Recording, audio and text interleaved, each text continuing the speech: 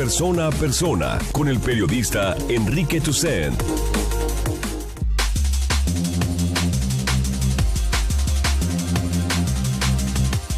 Muy buenos días, ¿cómo están todos? Comenzamos cara a cara. Estamos contentos porque vamos a platicar de un tema al que le hemos puesto mucha atención en este espacio y es el tema educativo. Y nos acompaña el director de Mexicanos Primero, Capítulo Jalisco, Benjamín Manzano. ¿Cómo estás, Benjamín? Muy bien, Enrique. Un saludo a ti y a tu audiencia.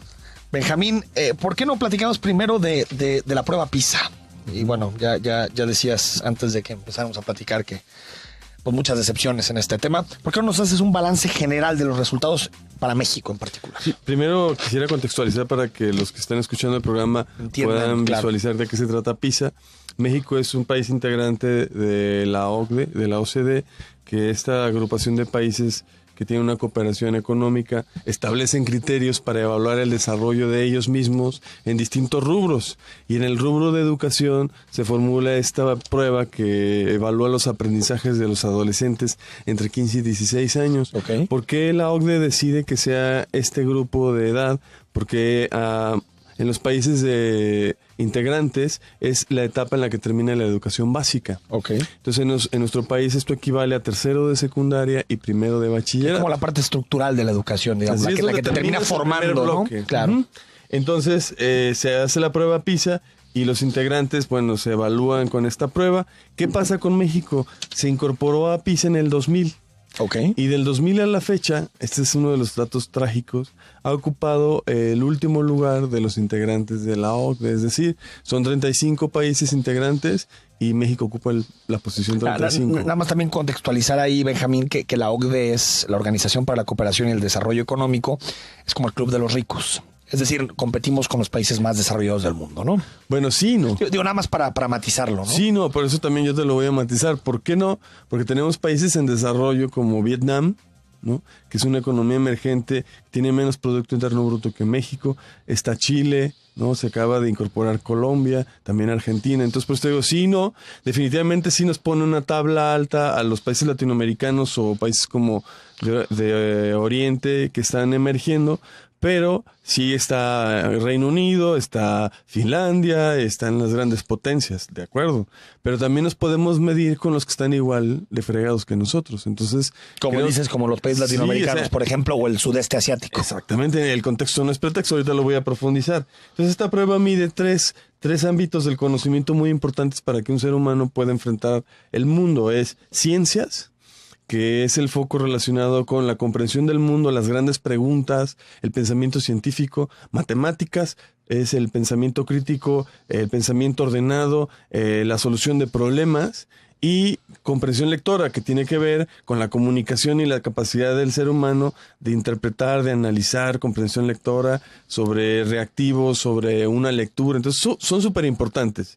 ¿Qué pasa con México? Bueno, México ocupa la posición 52 en el grupo. En distintas ocasiones que se ha evaluado, tuvo un pequeño levantamiento en matemáticas, en ciencias. ¿En este 2015? Este 2015, un pequeñito en relación a los anteriores. Pero si tú ves, por ejemplo, en ciencias, México está ocupando la posición. Bueno, tiene 416 puntos, sí, contra 447 de Chile, contra 541 de Canadá, ¿no? Y que el promedio de la OCDE es 70 puntos abajo. Exactamente. Entonces, que es 493. ¿Somos el último en ciencias? No somos el último en ciencias, pero ocupamos una posición. Estamos en la cola, debajo, digamos. Es correcto. Y PISA va llevando un proceso de evaluación con énfasis en una asignatura. En este año 2015 el énfasis fue en ciencias. Okay. En el 2012 el énfasis fue matemáticas y en el 2009 el énfasis fue lectura. Entonces aquí la tragedia no solo es la posición que ocupa México en la tabla internacional, sino cuántos de los estudiantes reprobaron o pasaron de panzazo la prueba. Por ejemplo, en matemáticas el 56% de los estudiantes de 15 años a 16, 56% reprobó. Y el 27% pasó de panzazo. Quiere decir que el 83% de nuestros estudiantes mexicanos están reprobados o pasan de panzazo. panzazo. ¿Cómo aumenta todavía el análisis de la tragedia? Pero, Bueno, por ejemplo, si lo comparas con los países que están arriba en el ranking, por ejemplo, en el caso la de media de la matemáticas, OCDE, sí. Singapur y Vietnam, ¿cómo en qué porcentajes tienen de aprobación o de reprobación, mejor para poderlo comparar? Bueno, en realidad ellos andan invertidos, andan con un 80% de por aprobación, encima del 2, 3 y 4, que son los niveles de suficiente, bueno y excelente, y tienen los rangos de un 15 o un 20% en reprobados. Oye, antes de seguir, podríamos decir que estamos siempre en la tabla invertidos en proporción. Lo grave es que tienes una gran población reprobada y un elemento más a la tragedia que te comentaba es que tenemos el 30% de nuestros adolescentes en la calle. Sí. Porque si ese 30% además estuviera dentro, podría ser que estuviéramos más reprobados. Bueno, que en realidad sí. Ahora, Benjamín, que me impresiona que, por ejemplo, en el caso de matemáticas y de ciencias, los punteros son Singapur y Vietnam. Sí. ¿Qué han hecho estos países? Bueno, ahorita vamos a platicar del fenómeno asiático, en especial de Vietnam, que es con quien nos podríamos comparar, porque Vietnam hace 30 años vivió una guerra cruenta, sí, ¿no? Sí. Con toda la invasión de los Estados Unidos. Y la división en dos. Sí, exactamente. Claro. Entonces ves a un país que es resiliente.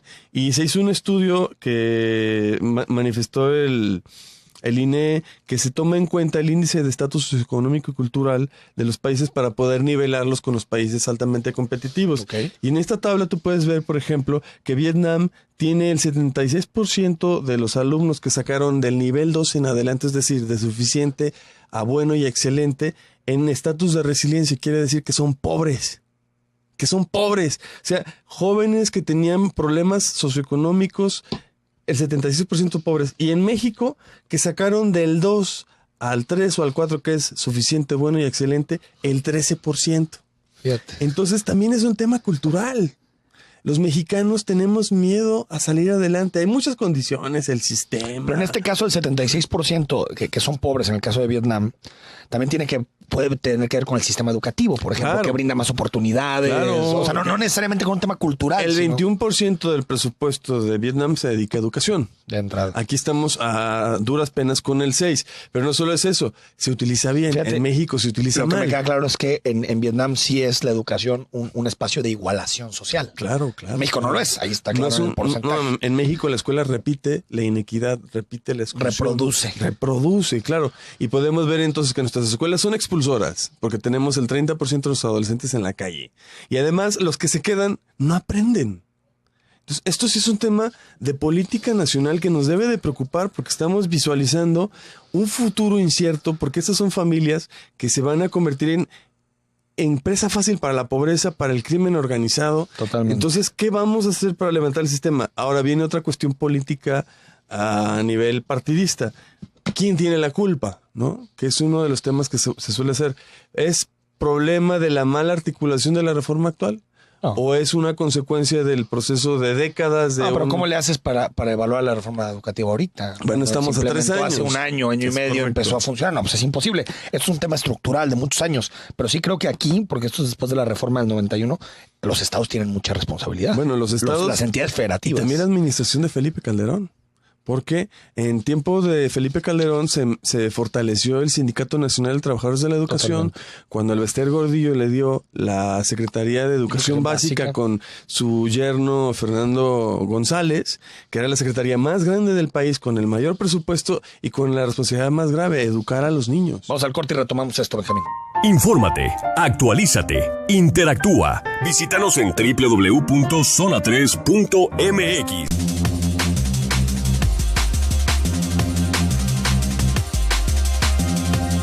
Estamos de regreso en Cara a Cara, platicando esta mañana con Benjamín Manzano. Él es parte de Mexicanos Primero, director.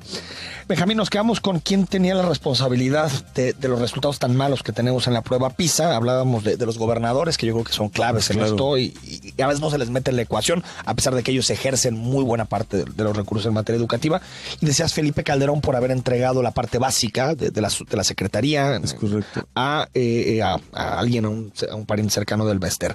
Pero aquí hay un asunto también del modelo educativo, ¿o no? Digamos, de lo que se enseña en las aulas, porque creo que la reforma educativa que se aprueba que se ha aprobado en estos últimos años, realmente no toca ese tema, el asunto curricular. Bueno, lo está tocando a partir del 2016.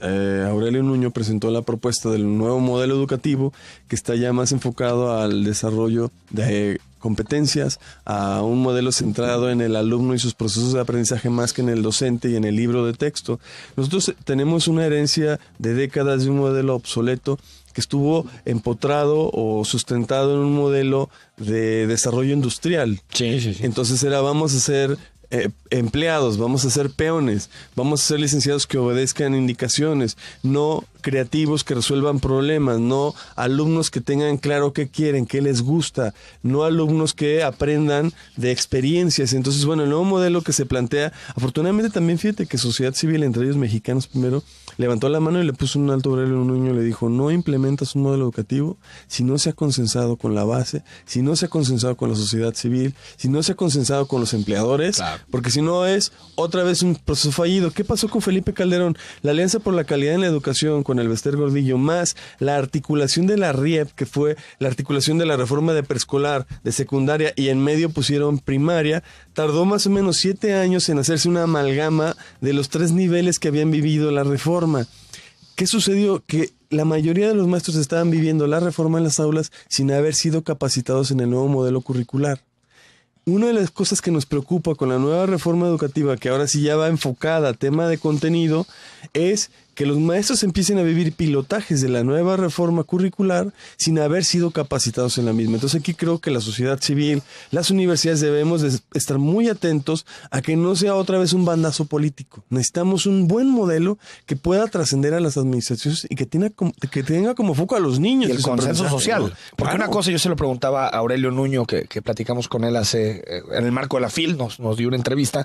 Le decía, ¿se puso a leer o cómo estuvo? Le pregunté que sí, no, incluso habló maravillas de esta niña Andrea. No, claro, qué valiente. Dijo, la verdad es que ojalá cree que el sistema educativo generara más Andreas. Yo también, ojalá los hubiera. Pero bueno, más allá de ese tema, Benjamín, lo que me decía es, sí hubo un amplio consenso en torno a la reforma. Creo que hubo un consenso partidista en torno a la reforma, pero no sé si hubo un consenso social. Mira, si hubo un consenso social en tema del modelo, cuando Emilio Choefet convocó a todas las instancias para opinar sobre el nuevo modelo educativo. El tema es que el diseño de estos consensos, estos foros, fue a la típica prista de vénganse todos en bola, tienen 5 minutos para presentar una ponencia. Hacemos como que anotamos y vámonos. Correcto. Entonces ahora el tema de espérate, no lo implementes hasta que lo revisemos va por ahí.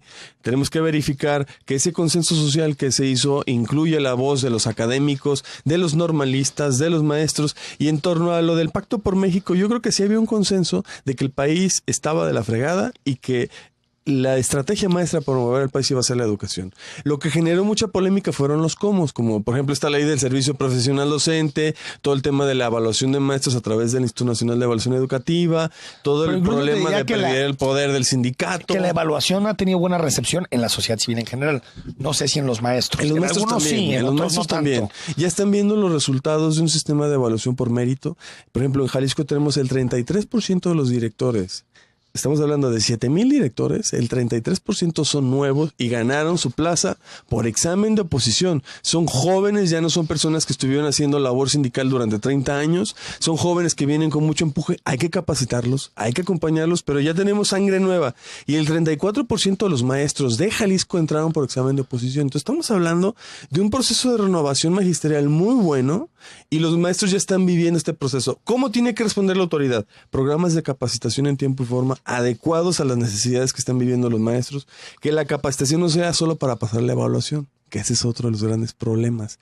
Prepárame para pasar el examen. No, te preparo para que seas un fregón en el aula, para que seas el mejor de los maestros. Por eso vas a pasar después de la evaluación. Es correcto, ¿no? Entonces esto creo que es como una amalgama de muchas cosas, pero PISA nos pone una luz roja, ¿no? Tenemos que meterle acelerador a la reforma educativa, tenemos que voltear a ver a los maestros como artífices del proceso, que el maestro vuelque su proceso académico al aprendizaje, no a la enseñanza. No a repetir modelos viejos de lo que traía el modelo anterior, ¿no? Sí. Ahora, Benjamín, ¿qué nos pasa en matemáticas, por ejemplo? Creo que este es un tema que lo he escuchado siempre, que nos va mal en matemáticas, sí. Desde siempre. 83%, es decir, en México casi 8 de cada 10 niños, más de 8 de cada 10 niños, tienen conocimientos insuficientes en matemáticas. ¿Por qué el sistema educativo no está sacando a alumnos, a niños que puedan realmente aprender matemáticas? Bueno, aparte de analizar el por qué está sucediendo esto, también es el error de no haberle metido acelerador al tema del aprendizaje en matemática frente a los requerimientos del mundo. Sí. ¿No?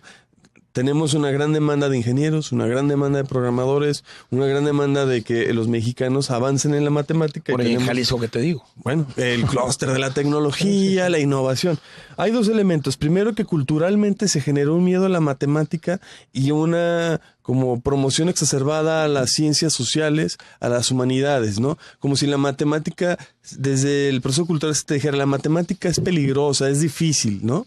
Y luego el otro es que los procesos de enseñanza de la matemática estaban muy atorados en una pedagogía de la normal de maestros que no había caminado al perfeccionamiento como pueden ser en las licenciaturas de ingenierías. Entonces era una matemática demasiado básica.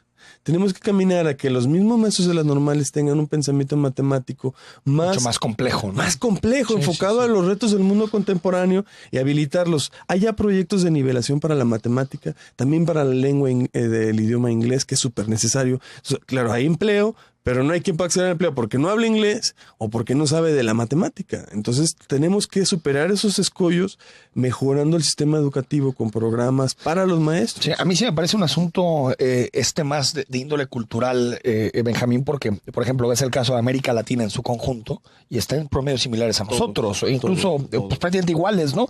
Y incluso leía en El País hace un par de días que analizaban el caso de España, también mal en matemáticas. Es decir, ahí sí encuentras, digamos, como un de habla hispana andamos ahí atorados. No le quiero echar la culpa a la madre de España. A la conquista, y bueno, porque creo que irse tan atrás no explica mucho, pero sí parece que hay un asunto cultural de aversión a las matemáticas en particular. Sí, ¿no? Los anglos tienen una visión más estructurada, le han metido la matemática. Y le dan más peso al razonamiento lógico, ese tipo de cosas, ¿no? Claro. Aquí parece que vende más otro tipo de profesión. Pero bueno, ya nos dimos cuenta que si queremos destacar en el mundo, competir en el mundo matemática global, y ciencia, tenemos que ir a la matemática y la ciencia. Y podemos tener algunos, ¿por qué no? Buenos filósofos, buenos sociólogos, politólogos, por supuesto que sí. Pero el problema es que si tú ves cómo están, por ejemplo, en el caso de las universidades públicas, el número de egresados, pues si dices, ¿en qué mundo vivimos? Salen abogados, por ejemplo, por todos lados, ingenieros, a veces ni siquiera se llenan los cupos en la universidad. Claro, y había que ver cómo salen, ¿eh? Con qué eficiencia para trabajar, con qué conocimientos del mundo. Vamos al corte, seguimos platicando sobre educación.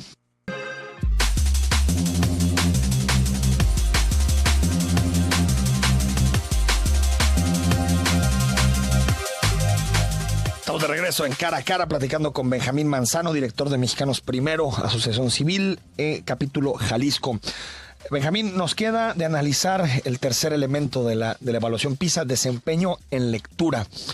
Veo los datos y creo que estamos un poquito mejor que en ciencias y en o no sé, digo también porque este tema es comparado, que en ciencias y en matemáticas. No sé qué opinas del tema de la lectura. Sí, como lo dices, un poquito, porque tenemos al 75% de los estudiantes en reprobado o de panzazo, es decir, tenemos un 41% en reprobado y un 34%, lo que aumenta son los panzazos, ¿no? Tenemos un 34% en panzazo. Esto habla mucho de la dificultad de la comprensión lectora. Y aquí también nos puede ayudar a visualizar qué está pasando con la reforma educativa si se implementa de forma adecuada. Se eliminó la prueba enlace en nuestro país, ¿sí? Porque era una prueba que estaba bastante pervertida, porque se había orientado al bono económico para el docente y porque ya había en colegios particulares como la percepción de que servía para marketing, ¿no? Entonces empieza a pervertir esta prueba y aparte de ese terrible suceso, otro elemento que estaba en contra de la prueba de enlace era que tenía una visión de contenido y de acumulación de conceptos.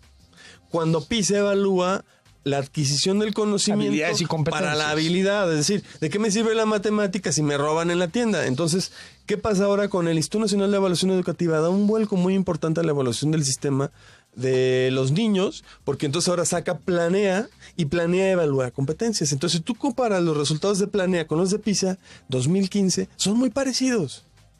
Esto es una mala noticia y una buena noticia. La buena noticia es que como es el plan de evaluación local, nos va a empujar cada 2 años a ver qué está pasando con el aprendizaje en el país y de una manera muy similar a PISA. ¿Y qué es lo malo? Pues que entonces ya la radiografía es de neta, es decir, es verdadera. Porque antes teníamos resultados en enlace muy positivos y en PISA muy negativos. Y ahora tenemos... No nos servía la prueba. No servía la prueba. Ahora tenemos resultados negativos en Planea y negativos en PISA. Regreso al tema de lectura.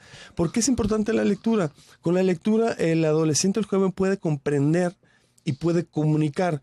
Se dice, o los estudios del INE demuestran que gran parte de la falla en la matemática no es solo que los niños no sepan la matemática, sino que no comprenden los reactivos de las pruebas de matemáticas. Entonces, claro, la lectura es súper, pero súper importante, porque te capacita para el tema de comprender otras asignaturas, claro, y sobre todo en el tema matemático te ayuda a entender los reactivos. Entonces, muchos de los adolescentes agarran el reactivo, que le están preguntando un problema matemático, pero por falta de comprensión lectora no están entendiendo lo que se les está preguntando. Igual hasta saben cómo resolverlo, claro, pero ni siquiera pueden descifrar cómo se enuncia el problema matemático. Claro que es súper importante el tema de la lectura. Vemos que pero es que aquí hay un problema de razonamiento detrás, ¿no? Hay un problema... O sea, más que de conceptos, como decía, hay un problema de cómo asimilamos la información. No la asimilamos bien, no la asimilamos adecuadamente. Vivimos en un mundo que está demasiado mediatizado y que se ha alejado de la lectura como un hábito. No solo México, creo que en todo el mundo está una lectura muy pequeña, ¿no? Una muy lectura rápida, ¿no? Dicen, cuando vayas a hacer una presentación, que no haya más de 3 renglones, sí, porque la gente ya no lee ni un Twitter, ya no lee ni un mensaje de texto. Y con 140 caracteres se acabó, ¿no? ¿Para qué más largo, no? No puede ser. O sea, la gente tiene que caminar a una lectura de comprensión, tiene que degustar la lectura. Te comentaba lo de la FIL. ¡Qué padre la FIL!, ¿no? A ver, pero ¿cuánta de la gente que compra un libro en la FIL lo termina leyendo en un año? Pocos. Es muy poco. Entonces no tiene que ser ir a la FIL por estatus social, ¿no? Cuando me dicen, oye, qué gacho que la gente está leyendo libros de autoayuda. Pues que lea eso, otras cosas, digo, pero que lea, ¿no? Claro que por lo menos yo creo que digo, periódico. Sí, ojalá leyeran a filósofos, pero pues no. Yo fui docente en bachillerato y en universidad, y uno de los problemas que yo veía como maestro es que cuando dejabas una tarea, era mucho el copy-paste, ¿no? Entonces, claro, está Wikipedia, hay muchísima información. Entonces, los jóvenes se meten, copian y pegan. En una ocasión dejé una tarea, quería investigar la biografía de Bacon, un dramaturgo, un literato, y mis alumnos de preparatoria me trajeron muchos la biografía de Bacon, pero un pintor. O sea, ni siquiera habían leído las instrucciones de la tarea. A ese nivel estamos. Entonces lo googlearon rápido y dijeron, ser este. Claro. Entonces un problema de la lectura es que no hay el espacio para hacer una lectura con calma, una comprensión de conceptos, de palabras. 500 palabras tiene el mexicano en su haber. Y el maestro, que digamos, Benjamín, que trate de enamorar en materia de lectura, de matemáticas, que utilice las herramientas tecnológicas, videos, no sé. Se puede, digamos, claro, para un mundo tan acelerado. Ya hay modelos de trabajo en las escuelas, lo está llevando también la escuela pública, pero muchos colegios llevan programas de lectura con preguntas de comprensión lectora, con acompañamiento en casa. Más cortas, pero que realmente sí, lo comprendas, ¿no? Yo, por ejemplo, en mi caso tengo 6 hijos. Sí, sé que son muchos. Está bien, no te vamos a acusar de nada, no te preocupes. La mayor es súper lectora, todas son súper lectoras, pero el tema de la comprensión lectora, de llenar fichas, en la biblioteca competían en la escuela por llenar fichas de lo que habían leído, y entonces quien acumulaba más fichas, que luego revisaba un jurado que estuvieran bien hechas las fichas porque de verdad habían leído el libro, recibían como premio regalos, libros, ¿no? Entonces es como ir caminando una cultura de la lectura y no a la cultura del analfabetismo digital. No es malo lo digital cuando se utiliza para el aprendizaje, pero cuando está supliendo procesos de encuentro, procesos de profundización, procesos de razonamiento, cuando solo nos llevamos a la invasión de imágenes, de ideas que están mal trazadas, entonces estamos teniendo un analfabetismo digital, donde la gente piensa que por haber leído un mensaje en el Facebook ya sabe algo, cuando solo tiene una vaga idea de un concepto. Entonces hay que trabajar. Me gustaría compartir la clave del éxito de Vietnam. No sé cómo andamos con el programa. No, bien. Nada más, antes de que platiques del caso de Vietnam, que es el que le va mejor, digamos, tú eres el experto en materia educativa, pero tengo la impresión de que hay distintos modelos y esos modelos te pueden llevar al éxito. No necesariamente hay uno, desde mi punto de vista. Por ejemplo, siempre se habla del modelo finlandés. Desde que yo tengo memoria se habla de Finlandia. No sé cómo le termina yendo a Finlandia, porque no lo veo en los primeros del ranking en el caso de PISA, pero me parece que es un modelo más de inclusión de las sociedades, es un modelo más de libertad, y me parece que los modelos del sudeste asiático son más autoritarios, más desde el punto de vista de elegir las escuelas a qué se deben dedicar, más de planeación desde el centro y desde el Estado. Es decir, está el caso vietnamita, pero también existen otros ejemplos de éxito, como por ejemplo el finlandés, ¿no? Sí, bueno, una cosa bien interesante del modelo finlandés es que el modelo finlandés no es descriptivo. Es descriptivo, no es prescriptivo. Okay. El modelo mexicano es prescriptivo. Por ejemplo, si tú lees la Ley General de Educación o la Constitución, no puede haber ninguna propuesta de modificación a lo planteado por la Dirección General de Desarrollo Curricular. Okay. Y entonces todo queda como encorsetado, ¿no? De aquí no te puedes mover. De aquí no te puedes mover. Y ahora la nueva propuesta del modelo educativo tiene algo muy positivo, que es el 20% de flexibilidad curricular orientado a las identidades locales, a las vocaciones profesionales de los contextos y también a los intereses propios de los alumnos, porque Totalmente. les queremos enseñar cosas, pero no lo que ellos quieren aprender. Oye, Yucatán, Jalisco, Nuevo León, sí, Es una variedad. Una diversidad, una Somos heterogeneidad. muchos países en un país, Totalmente. ¿no? Entonces creo que el modelo de Finlandia, la ventaja que tiene es que es un modelo que describe, esto es lo que esperamos. Los cómo están muy abiertos a las posibilidades de la creatividad de los maestros. Y eso a de las escuelas les da un papel muy interesante de gestión, la incluso gestión, o sea, curricular. La autonomía de gestión que tanto planteaba la reforma parecía que estaba muy orientada al tema económico. ¿Cómo va a haber autonomía de gestión si no hay dinero? ¿No? Bueno, entonces puede ser lo que hay, lo poco que se puede administrar en la escuela, pero además la gestión curricular. Que hagamos estudios en los consejos técnicos escolares de en qué andan mal estos chavos y qué debemos apuntalar como escuela para perfeccionar el aprendizaje de nuestros adolescentes. Y en el caso del sudeste asiático, el modelo vietnamita. Bueno, Vietnam tiene algunos elementos interesantes. Desde el 2010 se puso como meta ser pionero en educación y se inscribió a la OCDE. En el 2012, al participar en PISA, alcanzó el puesto 17 en matemáticas, recién entrando. El 8º en ciencias y el 19 en lectura. Invierten el 21% del gasto en educación. O sea, es la cifra más alta sería de la OCDE. como en México gastar en Tres veces, billón. Tres veces lo que gastamos. Y luego había que depurar la corrupción en lo que gastamos, porque nosotros gastamos el 6% y de ese 6% el 95% es nómina. Déjame ir al corte y seguimos con el modelo vietnamita. Zona 3. Contenidos que permanecen. Visita nuestro... Sabe cuando no sabe, porque hay una norma para evitar una mala impresión del proceso de enseñanza-aprendizaje. Entonces es una Es falla. la misma protección del sistema, que no abona con el niño. Así es. En cambio, en Vietnam, la sinergia es positiva entre profesores, padres de familia y se busca generar entornos agradables. Otra cosa que también se puso como meta Vietnam fue meter a todos los alumnos a la escuela. En el 2010 tenía al 75% en la escuela y un 35% fuera de las aulas. Después de trabajar aproximadamente 6 años, tienen casi al 85% dentro de las aulas, cuando en México tenemos todavía el 30% de los chiquillos fuera de las aulas. Pongo un ejemplo muy sencillo. En el 2012, Jalisco ocupó el 3er lugar en matemáticas en PISA a nivel nacional. Okay. Mi comentario, que es un poco ácido, es claro, en tierra de ciegos el tuerto es rey. Sí, sí, sí. El tema es cuántos de esos adolescentes estaban reprobados, el 70%. Cuando tú haces un comparativo con lo que sucedió en Tabasco con PISA, Tabasco ocupaba la posición más o menos 14 en matemáticas en PISA, pero con el 90% de sus alumnos en la escuela. ¿Quién tiene más mérito? Sí. Y eso es bien importante. No podemos permitir que nuestros niños estén en las calles. No podemos permitir que el promedio del estudio de un jalisciense sea el segundo de secundaria, porque bajo ese parámetro serán sus posibilidades de vida, inserción laboral, social y de desempeño humano. Entonces tenemos que luchar porque se cambie el concepto de ir a la escuela. Ir a la escuela vale la pena. ¿Por qué vale la pena ir a la escuela? No solo porque vas a ganar un salario, que eso es un problema de materializar o objetivar la educación como un tema de adquisición económica, que sí es importante. También te va a servir para ser mejor persona, para ser mejor ciudadano, para ser un mejor padre de familia, para poder acompañar a tus hijos cuando crezcan en la escuela, en fin.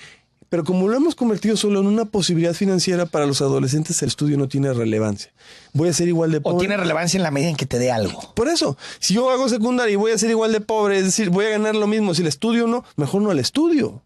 Entonces tenemos que romper ese paradigma, hacer una campaña nacional de que vale la pena estudiar, hacer significativo el aprendizaje y que el nuevo modelo de verdad esté plantado en lo que los adolescentes y los niños quieren saber, necesitan saber, ¿no? A ver, Benjamín, ¿cómo explicas que yo estoy de acuerdo contigo? Es decir, el problema educativo es el principal problema de este país. A mí creo que si le metemos al tema educativo, si le metemos más inversión, si cambiamos el modelo, si incluimos, si llegamos a consensos sociales, creo que eso se puede ver, se verá en materia de inseguridad, en materia de crecimiento económico. Es decir, creo que es la causa estructural de muchas cosas.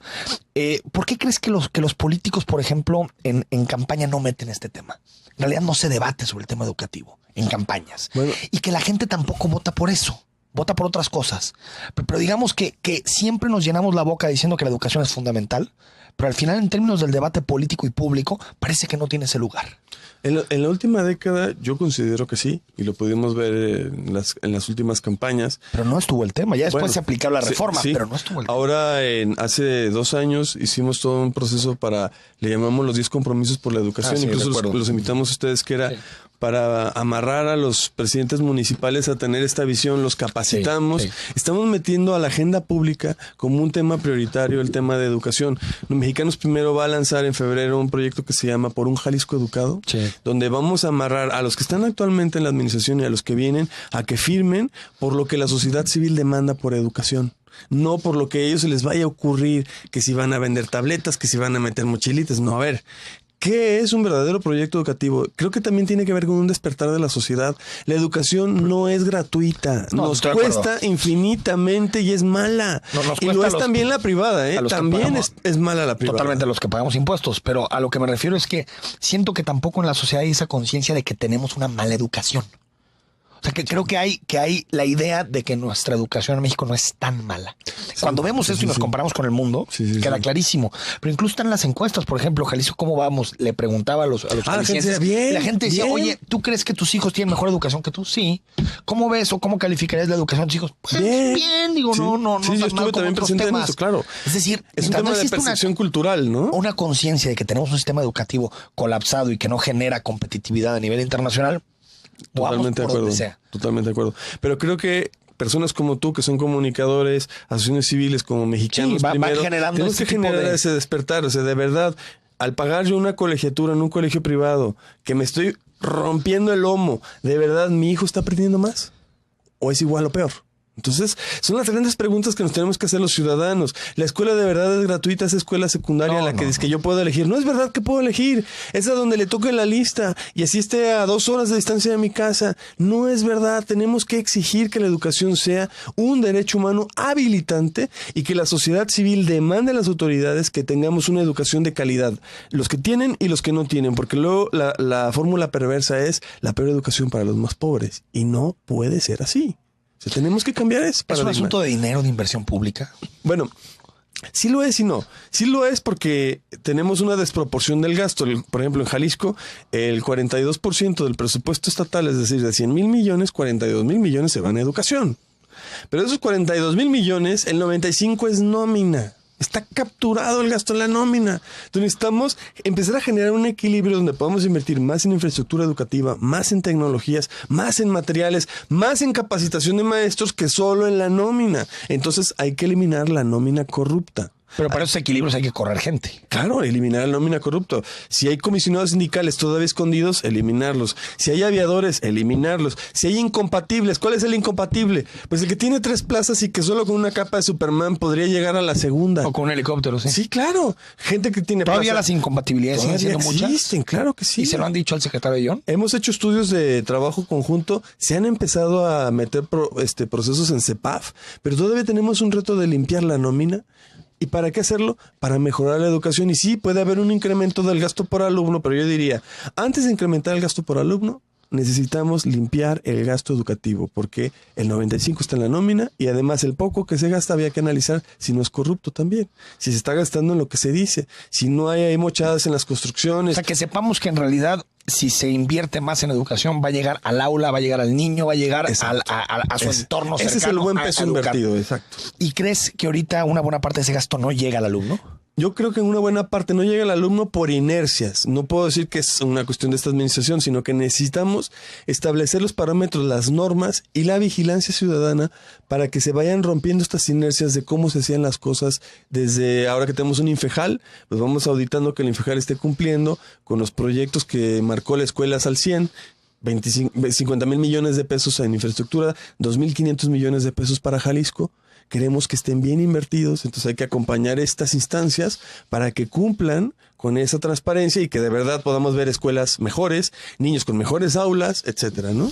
Benjamín, antes de irnos, el recorte, ¿crees que afectará al tema educativo? Bueno, ya afectó, y recuerdas que hicimos una campaña el mes pasado muy dura.